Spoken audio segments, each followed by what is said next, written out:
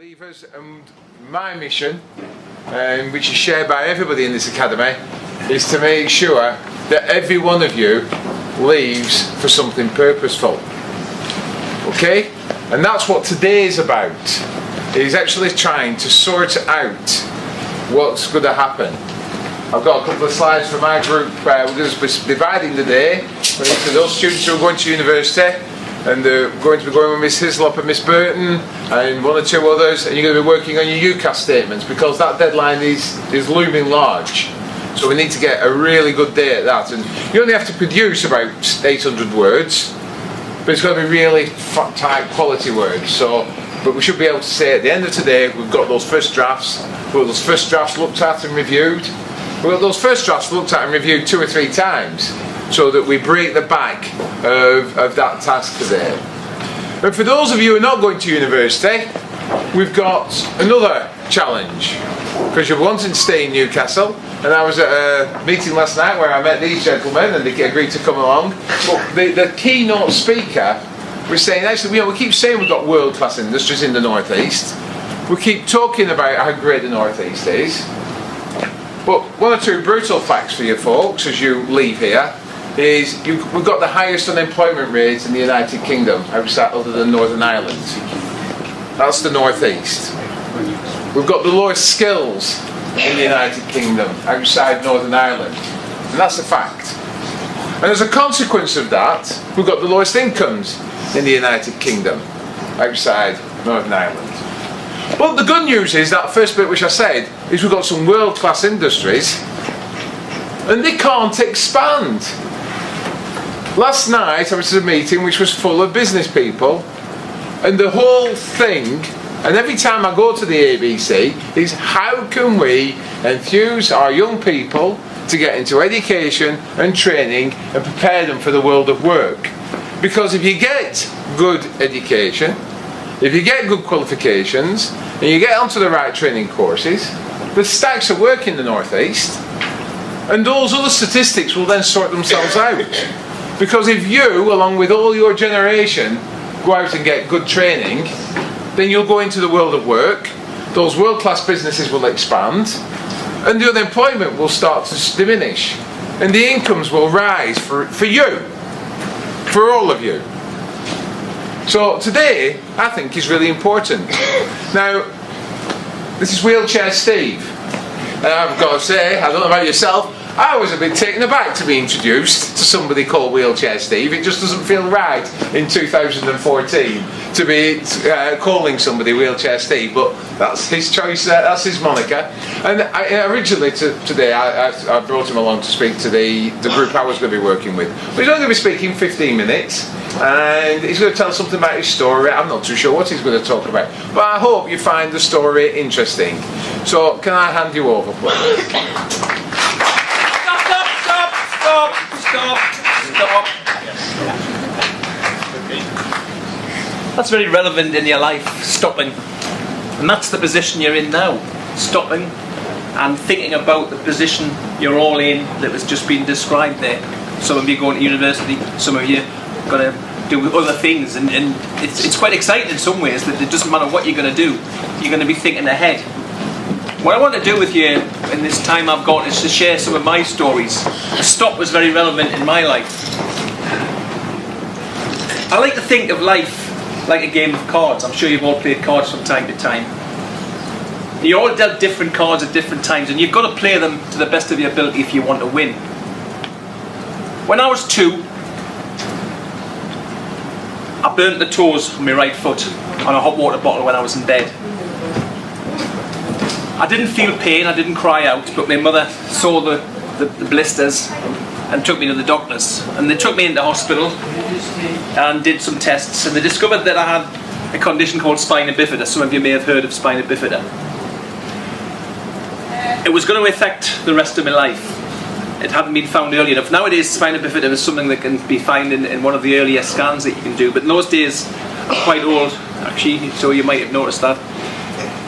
You were born and you didn't even know until you got symptoms that it would affect it. So they initially gave me some short leg irons to help me to walk, because I could walk at the time, but it was a struggle. By the time I was 4, another card on the deck, My mobility was described as frail. I was struggling to get out and about, and it was time to go in and have more surgery. Now, spina bifida is relates to the spinal cord not sealing up, and there was a seepage of fluid from my spine, and that was causing problems that I was going to have major surgery, which I had then. And it was a bit touch and go really as whether I would survive, because they had to actually ultimately drill a hole in my head. I've got this little dent in my head here where I always sort of say they tipped me upside down to pour the fluid out, but I think it was probably a bit more sophisticated than that. That was sorted, and the only characteristic then, I was still starting to walk around again, but I had my left foot was twisted in like that, and I was dragging it along when I was walking. I wasn't walking too well. I was having to hold onto walls and furniture and the likes. And when I was 6, I had to go into hospital again. This time, the Sanderson Orthopaedic Hospital in Gosforth. They gave me an operation on my leg and put the foot on a plaster. Now nowadays, if anybody goes into hospital, I'm sure some of you may have, or your families may have done, you don't tend to be in hospital very long. You would get out in a couple of days perhaps and get a wheelchair or walking sticks or crutches to get around. In those days, you stayed in hospital. And I was in hospital in the Sanderson at the age of 6 for 7 months.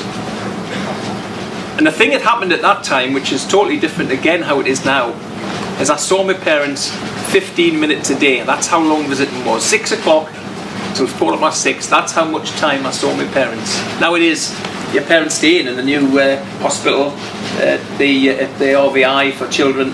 Parents have got the ability to stay in with their kids. And you would also be out pretty quickly. I was in there for 7 months and got out when they took the plaster off. My foot was still twisted in. So about 6 months later I went in again, only 6 months this time, but exactly the same. They now had a little bit longer visiting on a Saturday, on a Sunday. We didn't have any visiting on a Sunday. I said 15 minutes a day. There wasn't anything on a Sunday the first time. And when they took the plaster off at the age of 8, my foot was straight. And that was a joyous moment when you see that your foot's straight. Things weren't going to still have problems in my life, but a straight foot was something great. So I got out at the age of 8. And it was time to go to school properly. I had done some basic schooling when I was in the hospital, and I went to Pendower Hall School, which is up on the West Road. Some of you may, it's not there now, but there is a school further back on down towards Benmore. And I was there for 3 years, and during that time I got the basic education that many of you started with yourself. It's called the 3 R's. They call it arithmetic, reading and writing. And these are the teachers that are spelling it like that, so listen to how I spell it. But that's what they call them, 3 R's, the reading, writing and arithmetic.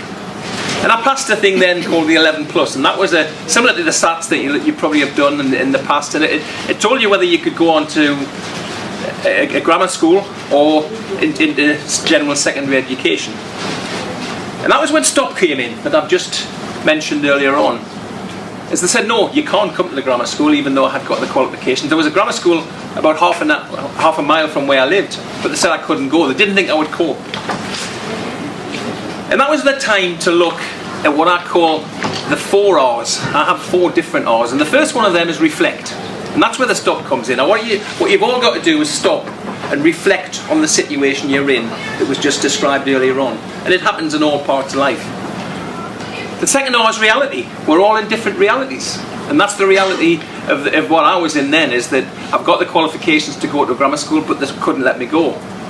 It's the same realities that you've got to a certain extent. Some of you want to go on to university, some of you want to stay on and do other things in the northeast. That's your reality. But there'll be other realities you've all got in your lives, your family life, what you do in your spare time, what your interests are, all those sort of things. Each one of you has your own reality. And what you have to do is stop and reflect on that reality. And the key thing that happened then is the next one of the R's, and that's take responsibility. My parents eventually said no. The option that they gave to me was to go to a boarding school in Surrey. Now we're going back to the 1960s. Nowadays to get to Surrey is difficult, but you can imagine what it was like in those days. They certainly didn't want me to go all that distance, and I didn't want to go there either. So, but we then took responsibility. They took responsibility to talk to the education authority and say, could you not give them a trial at the grammar school and see how we can get on? Because they knew that I was the character that could cope with things. And it was time for me to take responsibility to show that I could cope. And that's what happened. They gave me a 6-month trial, and I went on and I did O-levels and A-levels and ultimately went to Newcastle University. And for the next 30 years after that I worked in the IT industry. So I went on and took responsibility for my life, and that's the other R that I'm going to suggest you all got. Reflect, reality, and responsibility. Take responsibility for your own future. Somebody else cannot do it for you. You might have had guidance from the teachers and you're here, but once you leave here, whether you go to university or getting into a job or a career, you're responsible for your future. And this is where the cards come into play. You are responsible if you want to win the game for playing the cards. The fourth R is respect. And what you have to do, I think, in it all, is respect how other people see you. It might be your appearance, it might be the language you use, it might be what you do and how you look after people. But by gaining respect from other people and respecting them as well, you will get on better in life. And that's something that I also followed in my life going through. There's one further card that I want to talk about, which also relates to stop. And that's about a year ago I had a heart attack. And the Ace of Hearts is quite a critical card that we've all got. We've all got one heart. It's the card that relates to love. Heart and love go together, as you know. It's about bravery, brave heart. It's about truth and honesty. And it's also about health. And when that stops, you've got troubles. And that was when for once in my life, although I had happened earlier on, I let somebody else take responsibility. I had great doctors that looked after me and saw me through. And I came back, and then it was time to reflect on the reality that was left before me. I could give up, but no, I was there to fight. I had more to say to people.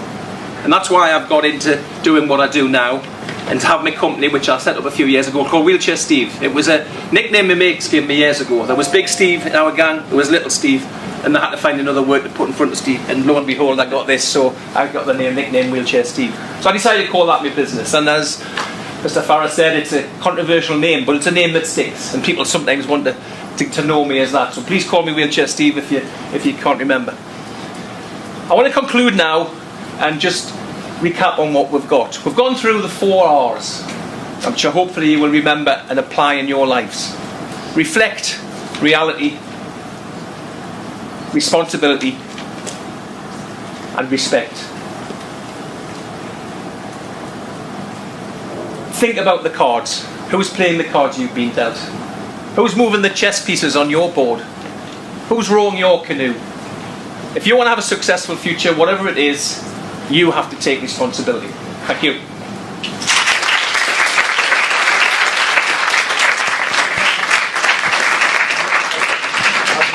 Thank you very much. I think you've been in various guises. You may be told those words, that message several times.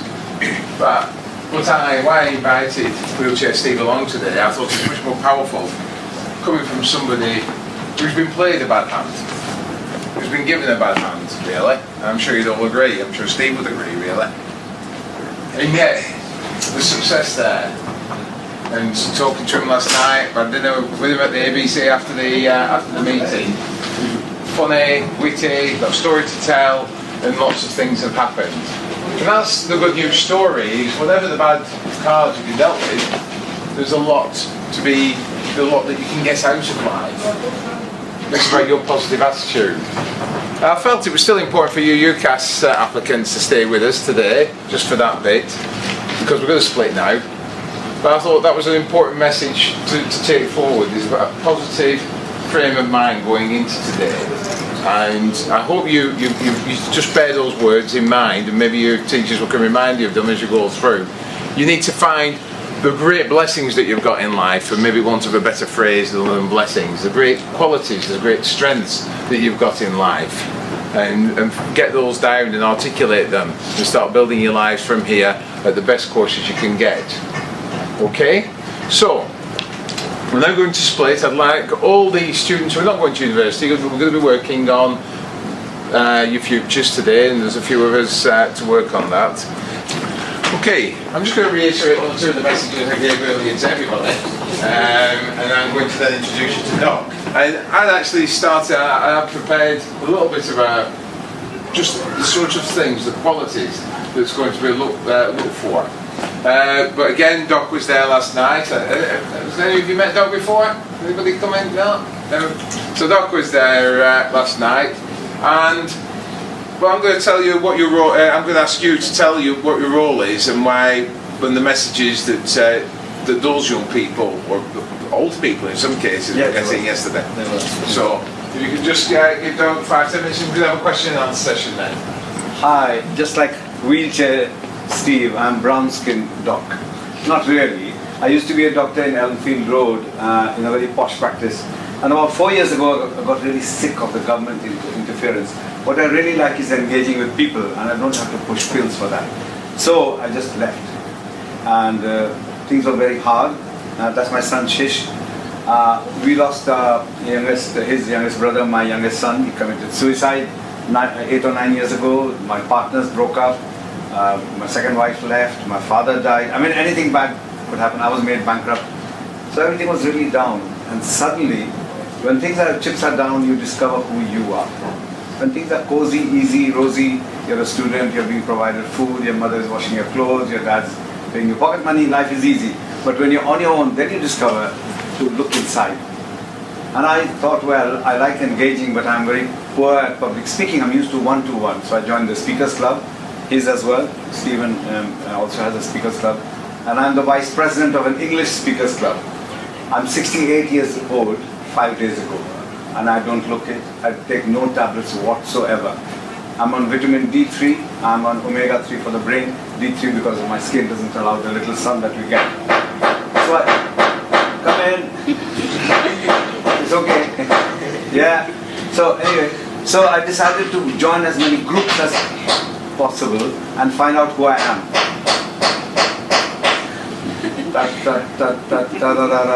So I joined the ABC, the Asian Business Connections. I joined the Spice FM radio station. I think we're just going to have to leave it. It's the roof. Yeah, okay.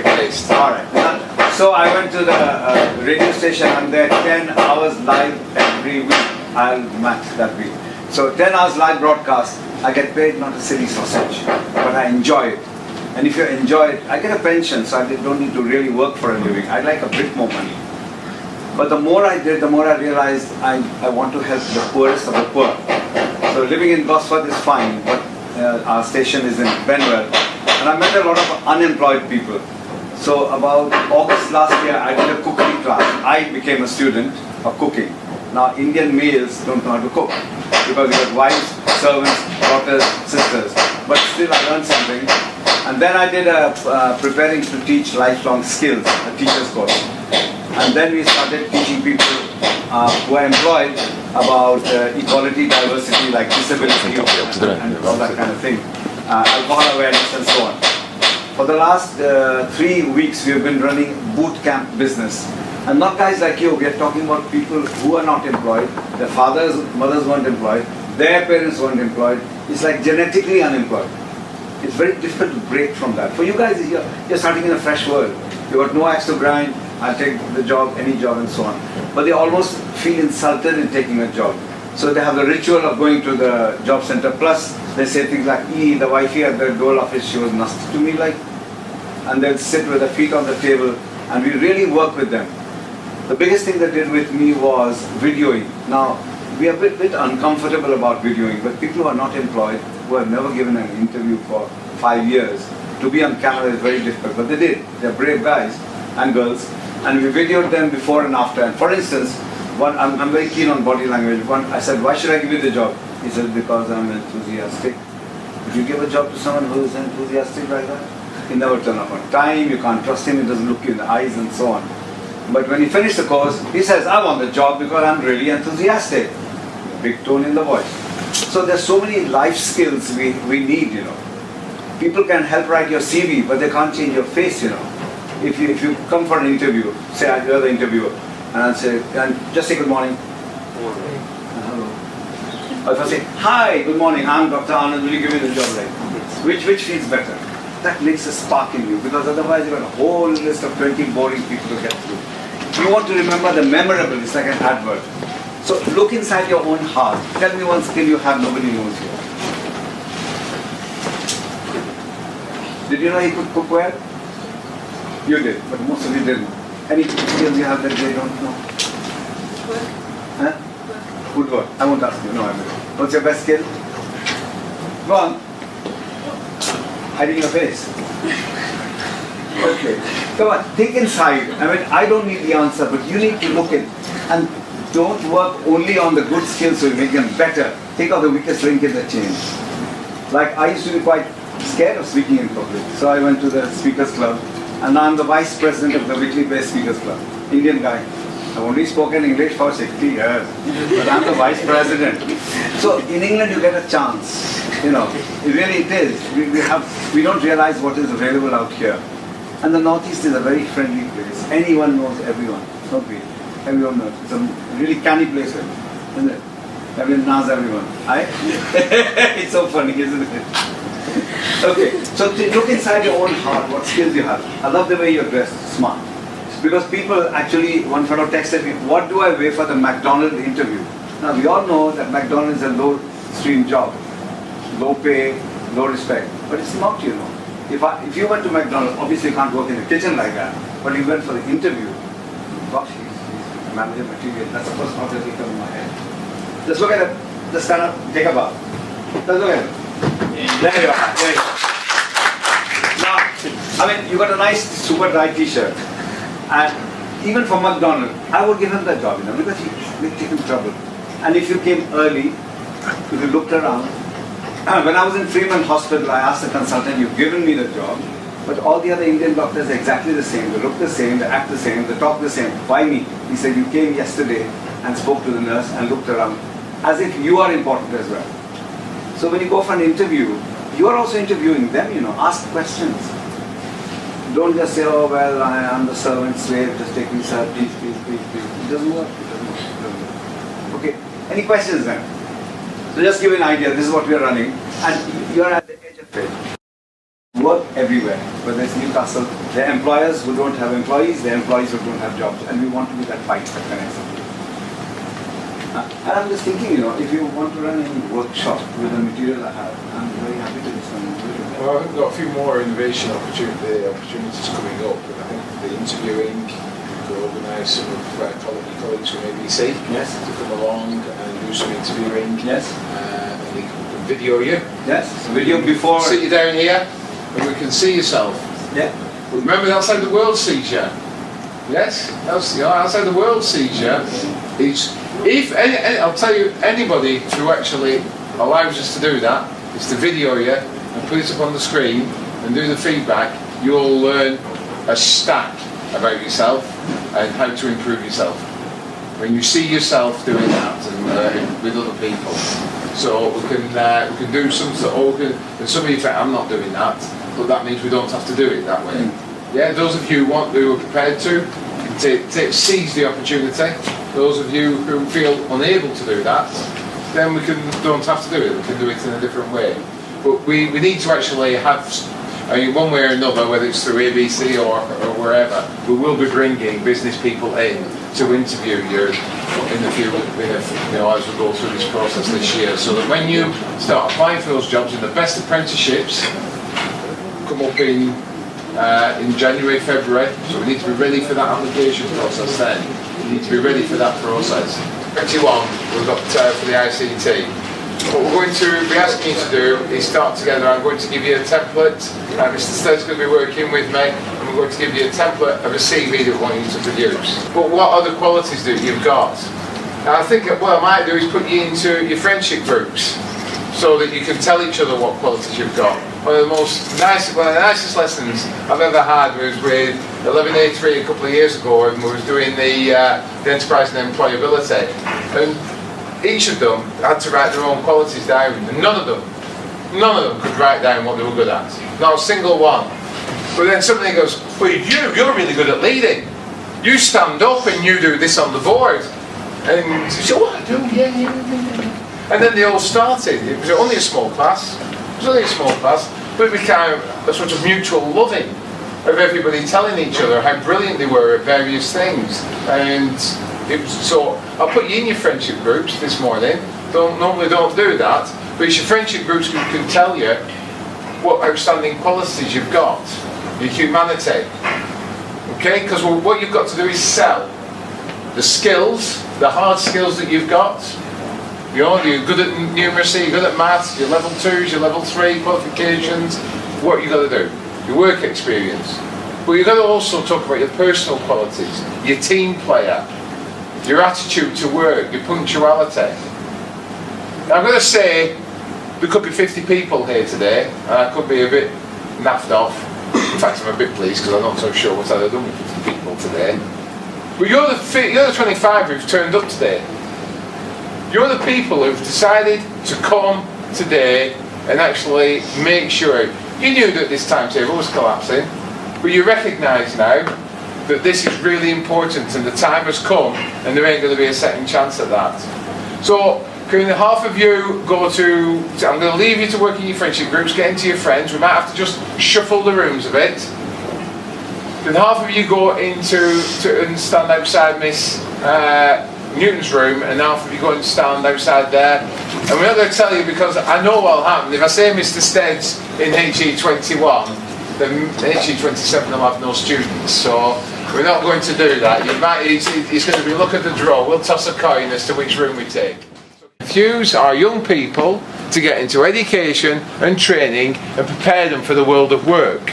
Because if you get good education, if you get good qualifications, and you get onto the right training courses, the stacks of work in the North East, and those other statistics will then sort themselves out. Because if you, along with all your generation, go out and get good training, then you'll go into the world of work, those world-class businesses will expand, and the unemployment challenge. Because you're wanting to stay in Newcastle, and I was at a meeting last night where I met these gentlemen and they agreed to come along. But the keynote speaker was saying, actually, we keep saying we've got world-class industries in the North East. We keep talking about how great the North East is. But one or two brutal facts for you folks as you leave here is we've got the highest unemployment rates in the United Kingdom, outside other than Northern Ireland. That's the North East. We've got the lowest skill working on your UCAS statements because that deadline is looming large. So we need to get a really good day at that. And you only have to produce about 800 words, but it's got to be really tight quality words. But we should be able to say at the end of today, we've got those first drafts. We've got those first drafts looked at and reviewed. We've got those first drafts looked at and reviewed 2 or 3 times so that we break the back of that task today. And for those of you who are not going to university, we've got another chance to leave us, and my mission, which is shared by everybody in this academy, is to make sure that every one of you leaves for something purposeful. Okay? And that's what today is about, is actually trying to sort out what's going to happen. I've got a couple of slides from my group. We're going to be dividing the day into those students who are going to university, and they're going to be going with Miss Hislop and Miss Burton and 1 or 2 others, and you're going to be in the United Kingdom, outside Northern Ireland. And that's a fact. And as a consequence of that, we've got the lowest incomes in the United Kingdom, outside Northern Ireland. But the good news is, that first bit which I said, is we've got some world-class industries, and they can't expand. Last night I was at a meeting which was full of business people, and the whole thing, and every time I go to the ABC, is how can we